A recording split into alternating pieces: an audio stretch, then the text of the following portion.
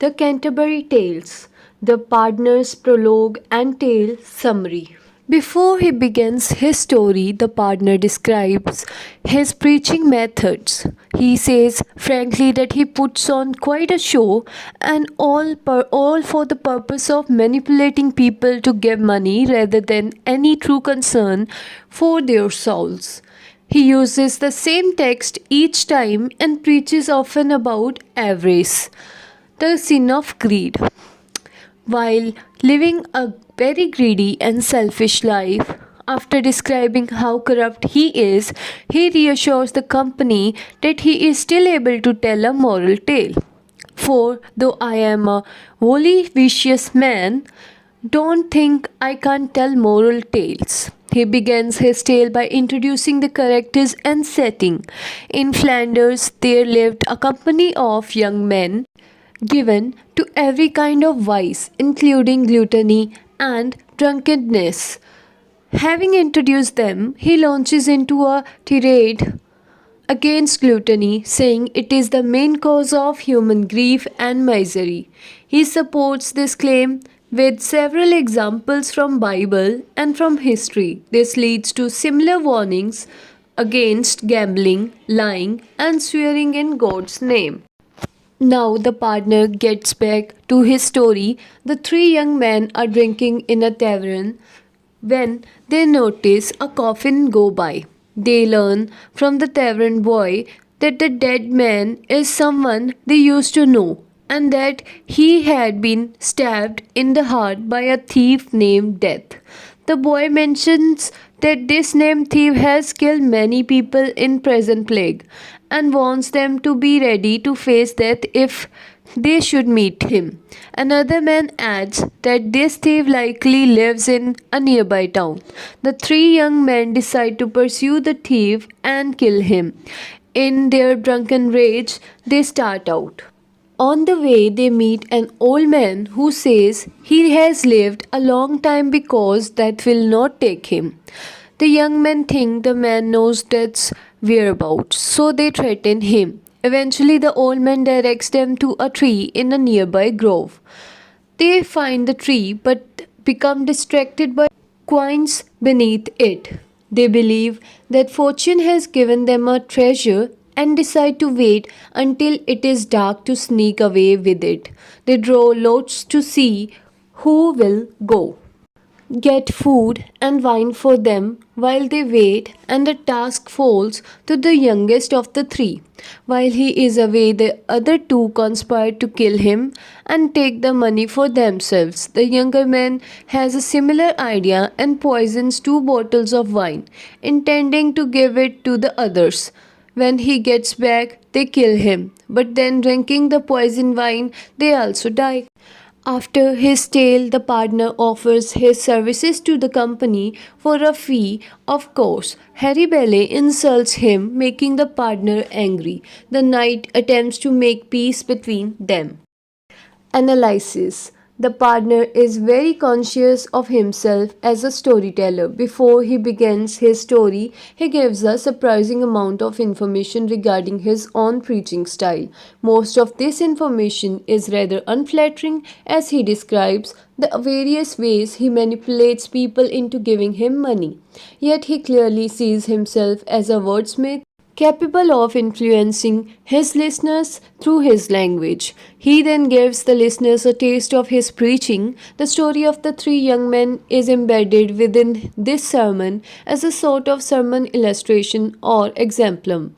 He prefaces this tale by saying it is a story he would often preach when out for winning. He ends the story by saying that, "Sirs, is how I preach," and then he attempts to make money off the pilgrim. The partner's tale is integral to understanding his character and his stated goals, emphasizing the connection between story and storyteller. That is an overall theme of the Canterbury Tales.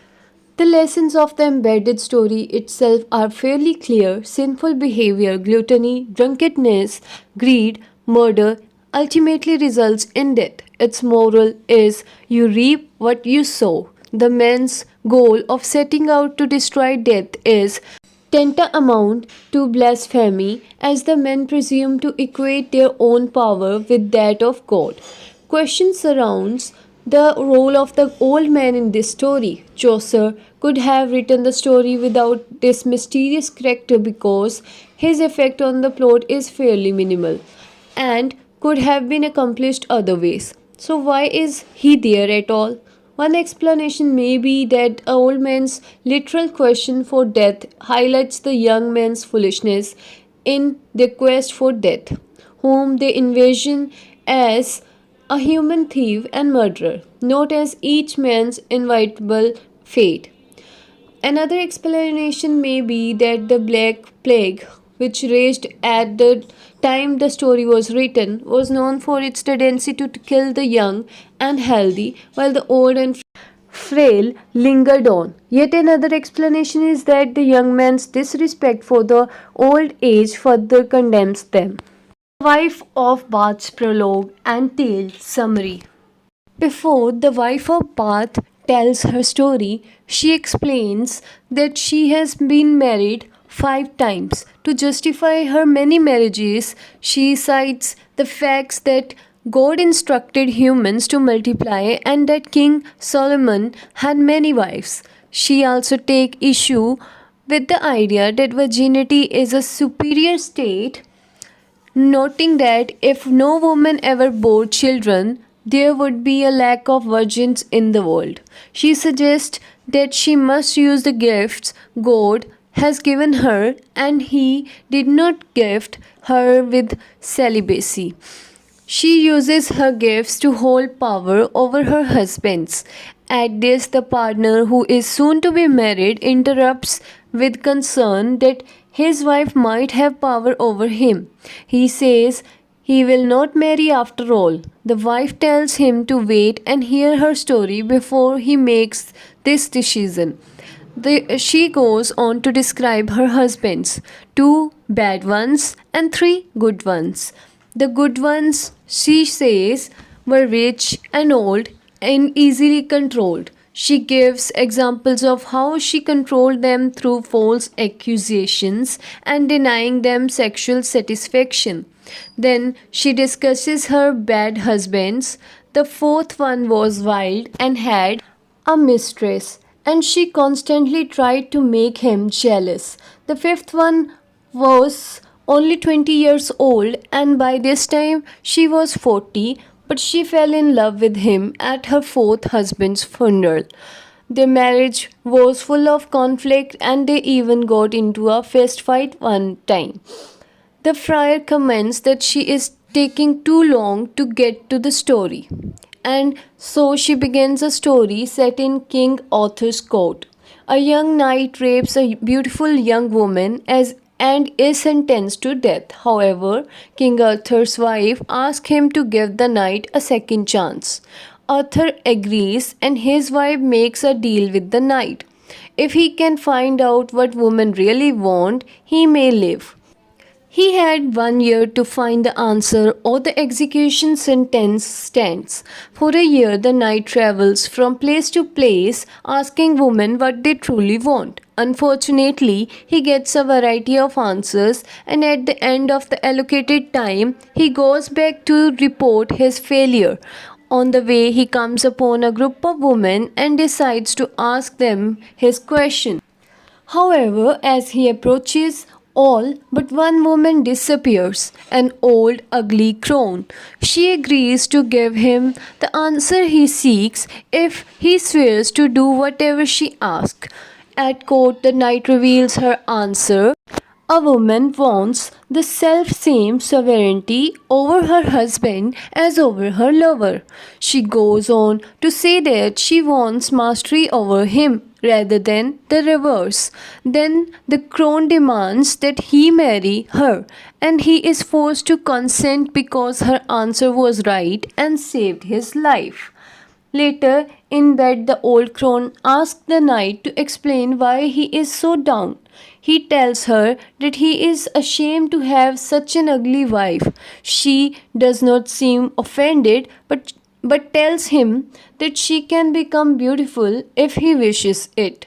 But She will also be unfaithful, or she can remain ugly and be a good, faithful wife. She gives him this choice, but after some thought, he tells her she should choose whatever she thinks is best, saying, "Whatever pleases you suffices me."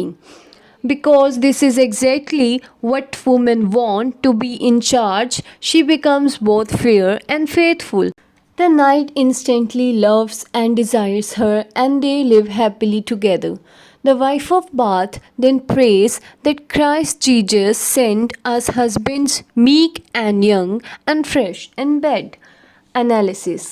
The wife of Bath's prologue makes the wife one of the best developed characters in the entire tales. Readers learn about her personal history, her opinions of God and scripture, and her ideas about men, women, and marriage. She silences critics of her several marriages, questioning the scriptural and practical basis of their arguments, and her unapologetic dominance of her husbands provides a refreshing contrast with the passively obedient woman in stories told so far. One interesting detail in the wife's prologue is the reason for the physical fight with her fifth husband, John. She explains that he was always reading old books and then using example from these books to justify his poor treatment of her. One book in particular was made up of stories of wicked wives, and he would read this for long periods of time and then rant about the wickedness of the woman. She becomes fed up with this, so she grabs the book and tears 3 pages out. In her prologue, the wife said, "Experience, not Christian teaching or social custom, is her guide. Therefore, her rejection of her husband's old book seems suitable." Like the wife herself, the genre of her story is hard to pin down. She set in King Arthur's time. It has elements of romance, such as a knight and a happy ending. However, its inclusion of an old crone who turns into a young, beautiful woman sounds more like a fairy tale. The ideas presented in the wife's prologue and in her tale are tightly intertwined. Her prologue focuses on how her own marriages and how she maintained her own dominance in them. Her tale then is a story in which a man learns the important lesson that the way to please a woman is to let her be in charge. In the story, the knight is punished for rape, an act in which he asserted his dominance. However, he avoids punishment and is well rewarded for letting his wife take the lead in decision making. She responded in the fullest measure with all that could delight or give him pleasure. The Friar's prologue and tale summary. After hearing the wife of Bath's tale, the friar says their story should steer clear of theological topics. He says he will tell a story about a summoner, noting how unpopular summoners are. The summoner promised to pay him back later with a story about a friar. The friar begins. There once was a scheming summoner who used his position to extort money from people. One day, as he is out riding, planning to get some money from an innocent widow based on a trumped up charge, he meets a young German. He tells the German that he is a bailiff, and the German says he is as well. Based on their shared occupation, they swear to be brothers to their dying day. Then the summoner asks the German about himself. The German says he has to extort money from people to make a living. The summoner agrees he must do the same. Then the German reveals that he is a friend from hell who has chosen to appear in a human shape. The summoner says that even though the human is a friend, their partnership stands. The two come upon a farmer with a cart stuck in mud. The farmer, frustrated, says the devil take all, and the summoner thinks this means that the friend can take all the man's belonging. However, the friend says that The farmer didn't really mean the words. They travel on to the house of the innocent widow. The summoner lies, telling the woman that there is a charge against her, but that if she pays him, she won't have to answer for it. She replies that she does not have enough money. When he persists in harassing her, she curses him, saying, "May the blackest devil out of hell carry you off." The friend asks her if she is sincere, and she says she is, so he takes the summoner off to hell. Analysis. As in other tales, a strong connection between the story and the storyteller exists in the Friar's tale. This story includes all the non familiar plot device the trickster tricked, yet it is harmonious in tone and has elements similar to the partner story of the three young men whose own sins eventually caused their downfall. Avarice or greed is the main sin for which the three young men of the partner's tale and the summoner of this story are condemned.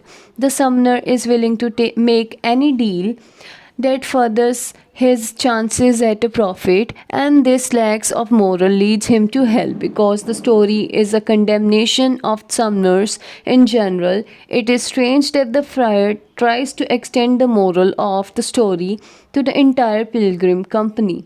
The lion's always on watch for prey to kill the innocent if so he may. The summoner in the story is far from an innocent victim of the devil. The connection between the story and the storyteller in this tale is also of interest. In prologue of Canterbury Tales, the friar is described as an easy man in penance giving, where he could hope to make a decent living. Although his methods of extracting money from people are more charming than those of his story's summoner, both still represent men of the church who use their position for the profit. In telling a story about the sin of avarice, the friar preaches unwittingly against himself. The relationship between the summoner and the friend is brotherly, and the summoner agrees to continue in brotherhood with the friend even after he finds out his true nature. This is in sharp contrast to other similar brotherhoods and partnerships in the tales. Palamon and Arcita forsake their brotherhood for rivalry for a woman. In the Knight's Tale, the three young men of the partner's tale turn on one another. Sir John and the rich merchant are like brothers, yet Sir John seduces the merchant's wife in the shipman's tale, and so on.